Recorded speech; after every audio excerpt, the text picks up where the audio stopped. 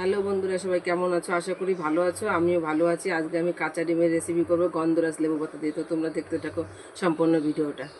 তেলটা আমার গরম হয়ে গেছে, এবার আমি শুকনো লঙ্কা জিরে ফোড়ন দিয়ে দেবো। পেঁয়াজ বাটা, লঙ্কা বাটা, বেটে রাখা আদা, টমেটোর পিউরি, জিরে বাটা, 100 মতন হলুদ,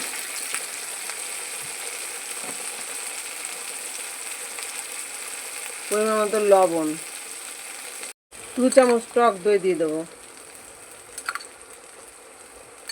3 চামচ দিয়েছি টক দই।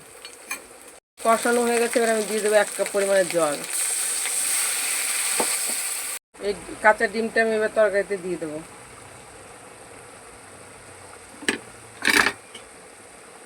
ডিমে আমি একইভাবে দিয়ে দিলাম কাঁচা ডিম।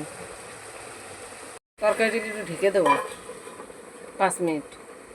5 মিনিট আমার হয়ে গেছে। দেখো বন্ধুরা, কত সুন্দর কালার এসেছে। এবার আমি দিয়ে দেবো লেবু পাতা, দিয়ে দেবো অল্প একটু ঘি, শাহি গরম মশলা। তরকারিটা আমার হয়ে গেছে, তোমাদের নামিয়ে নিয়ে আমি দেখাচ্ছি। লেবু পাতা দিয়ে কাঁচা ডিমের কারিটা আমার হয়ে গেছে।